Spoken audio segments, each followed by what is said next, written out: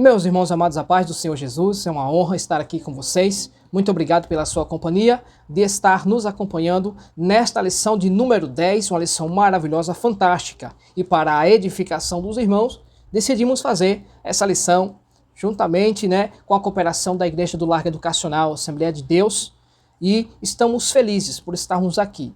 E vamos entrar já nesta lição para aproveitarmos o tempo, a lição de número 10 do dia 8 de setembro de 2024, que tem por tema o plano de livramento e o papel de Esther.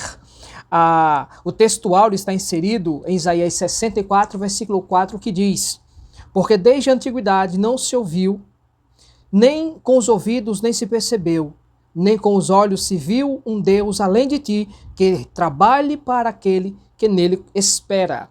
A verdade prática diz: é nos momentos dramáticos da vida que mais aprendemos a confiar em Deus e a depender dele realmente. A leitura bíblica em classe, são dois capítulos, O capítulo 4 e o capítulo 5. O capítulo 4, do versículo 5 ao 17, e o capítulo 5, dos versículos 1 a 3, 7 e 8. Já entrando aqui nos objetivos da lição, que serão 3, o objetivo 1 diz: relatar o plano de Mardoqueu e o temor de Esther. O 2, considerar o processo de convencimento de Esther por Mardoqueu. E o 3, demonstrar o plano de Esther diante do rei Assuero. A introdução já fala da seguinte forma: nesta lição, estudaremos as atitudes de Mardoqueu e Esther em favor de todo o povo judeu. O decreto do rei estava assinado. A ordem de extermínio havia chegado a todas as províncias. O dia da matança estava definido. Era preciso clamar a Deus e agir sob sua direção. Total temor e abalo caiu sobre o povo que ainda estava nesta parte do reino, depois da Babilônia, no caso.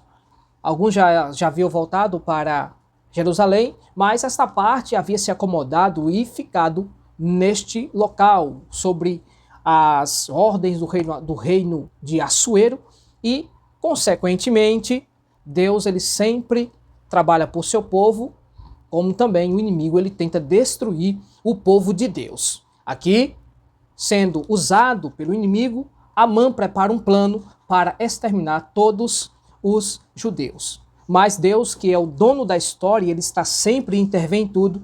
Aqui, Deus entrou em ação através da fé de Mardoqueu e Esther também, bolando um plano para o livramento do povo de Deus. Vamos entrar aqui já no primeiro tópico da lição, que teremos aqui 3 pontos a tratar, certo? O primeiro, o tópico diz: o perigoso plano e o temor de Esther. Os subtópicos: 1. Lamento e choro e compadecimento. 2. Um obstáculo real. E o 3. Autoritarismo e morte.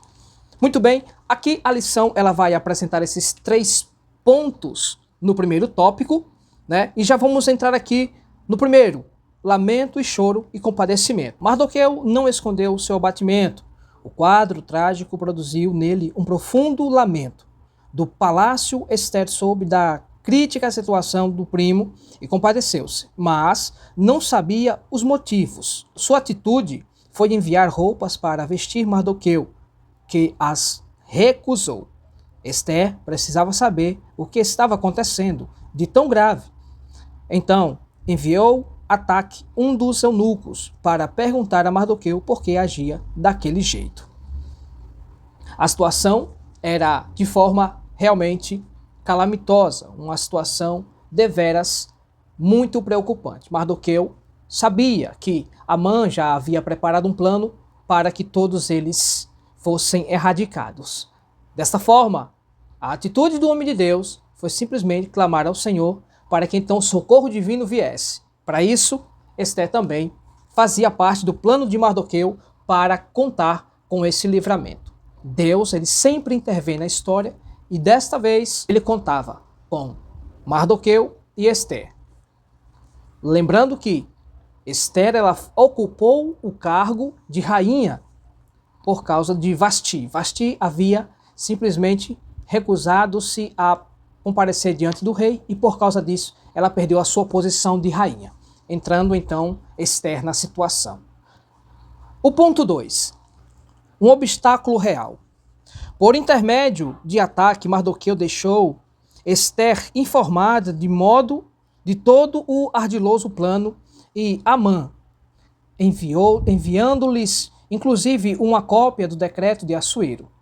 Ele pediu que ela fosse ao rei e suplicasse pelos judeus. Mas havia um grande obstáculo. Esther respondeu a Mardoqueu, lembrando-lhe da lei que não permitia que qualquer pessoa, homem ou mulher, fosse ao interior do palácio sem ser chamado pelo rei.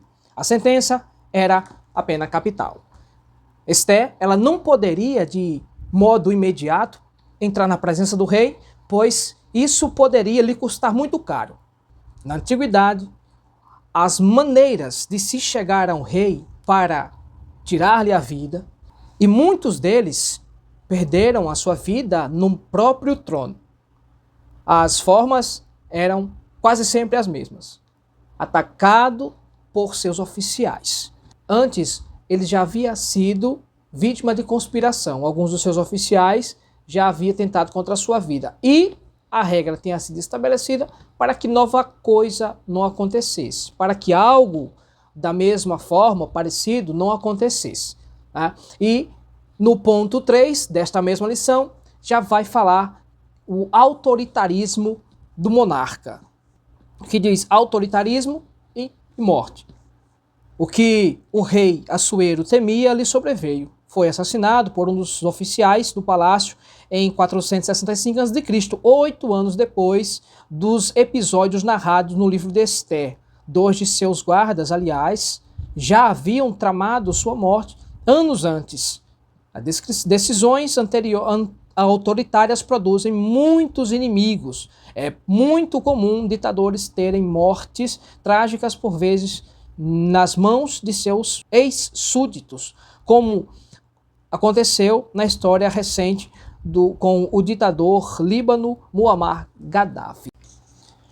Para quem não sabe, Muammar Gaddafi, que foi colocado no poder através dos seus colegas, os seus amigos, quando o líder do país estava passando por problemas de saúde, e enquanto isso, os amigos de Muammar Gaddafi o colocaram no poder. Né? Era um socialista, um homem que tinha uma visão de ajudar o povo, mas como sempre, a situação ela desencandeia por um caminho mais perigoso, um caminho de autoritarismo e controle da nação, né? Conforme a história diz, ele controlava a Líbia e também parte do continente africano. Então isso quer dizer que ele era bem conhecido e também muito rico. Líbia é um país de origem, onde o petróleo é de forma natural e também isso traz muita riqueza.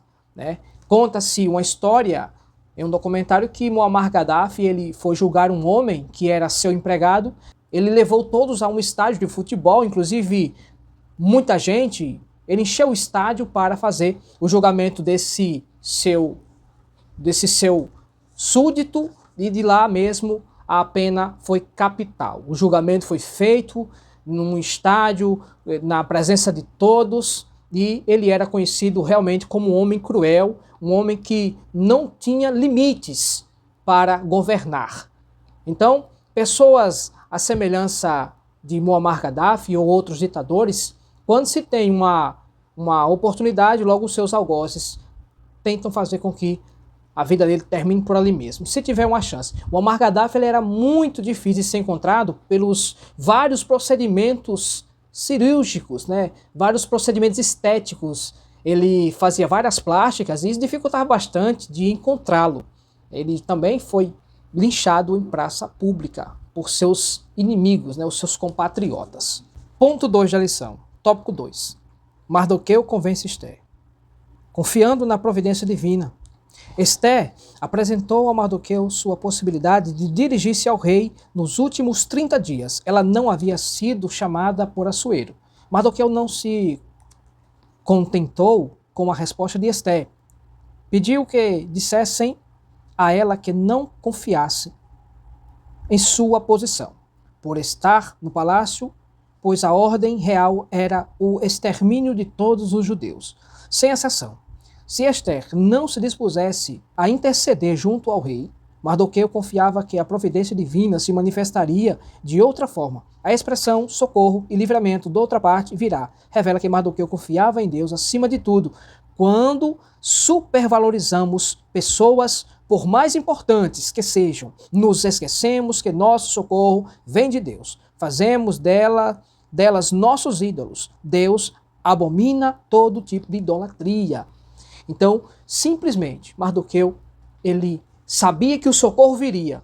E ele falou para Esther, se você não se posicionar, o socorro virá de outra parte. Mas a família, a tua casa, a casa do teu pai, essa há de perecer. A confiança em Deus é algo que não se negocia. Nós temos sim um desejo de servir a Deus, e o desejo de Deus é que nós façamos isso de todo o coração.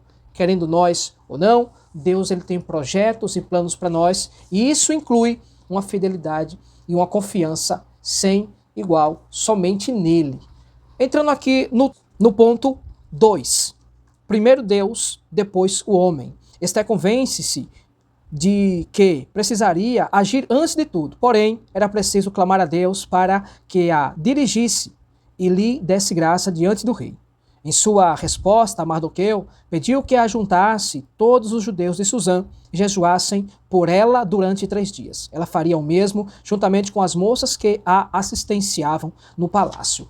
Algo que somente um homem, uma mulher temente a Deus faz: jejuar e orar, pedindo a intervenção de Deus em decisões difíceis. E isso, Esther se preparou. E então, não somente ela, mas com as moças também, toda a Susã, pois era sitiada por judeus, ali todo o povo, Mardoqueu orientou a fazer jejum pela atitude de Esther, que essa entraria na presença do rei sem ser convidada, para que o rei assim a ouvisse e então Esther pudesse avisá-lo desse tão grande plano ardiloso que veio da parte do mal para exterminar os judeus que estavam no reinado de Assuero. Ponto 3. Confiar em Deus não é tentá-lo. Esther confiava em Deus, mas não agiu de forma a tentá-lo. Através do jejum, os judeus pediam a intervenção divina para que o rei aceitasse a presença de Esther. Ela alcançasse o que pretendia. Todavia, isso poderia não acontecer. Por isso, mesmo confiando, Esther estava disposta a morrer, pereço. Décadas antes da Babilônia, 3 outros judeus haviam demonstrado a mesma fé e disposição em nossos dias. São difundidas crenças errôneas que acreditam ser possível mandar em Deus e pô-lo na parede. A sabedoria divina não pode ser desafiada por ninguém. Acontece, algumas denominações, elas agem de forma autoritária com Deus, colocando Deus na parede, usando o determinismo, eu determino, entre outras coisas que a espiritualidade bíblica ela não nos dá brecha para agirmos de tal maneira. Entrando no tópico 3. O plano, Esther entra à presença do rei e propõe um banquete. A prudência, preparação e ação. Ao decidir entrar à presença de Assuero, Esther estava sujeita a qualquer reação dele quando a visse, vida ou morte. Era um grande desafio, por isso Esther se preparou espiritual, emocional e fisicamente. Depois de 3 dias de jejum, pôs sua veste real e foi ao pátio interior da casa do rei, diante do salão onde ficava o trono. Sua conduta nos ensina como devemos ser precavidos para tomar atitudes importantes que podem impactar nosso futuro. Mulheres sábias como Esther e Abigail conseguem resolver grandes problemas e evitar muitas tragédias. Por outro lado, imprudências e precipitações podem levar a prejuízos irreparáveis. Esta mulher chamada Noemi, ela livrou a sua casa da fúria de Davi quando Davi ele teve um pedido negado por o marido de Abigail, Nabal. Nabal simplesmente ele se recusou a dar mantimentos, no caso, comida a Davi e seus homens. Mas, diante da fúria de Davi, Abigail, ela se predispôs a ir até Davi, levou o mantimento, negado por Nabal, e então Davi teve sua ira aplacada. É uma história onde mostra a prudência e também a inteligência em ação. O ponto 2 do tópico 3 diz: estendendo o cetro. Assentado em seu trono, Assuero viu Ester e estendeu para ela seu cetro de ouro. Deve ter sido um grande alívio para a corajosa judia. Ela se aproximou e tocou a ponta do cetro, cumprindo o protocolo legal.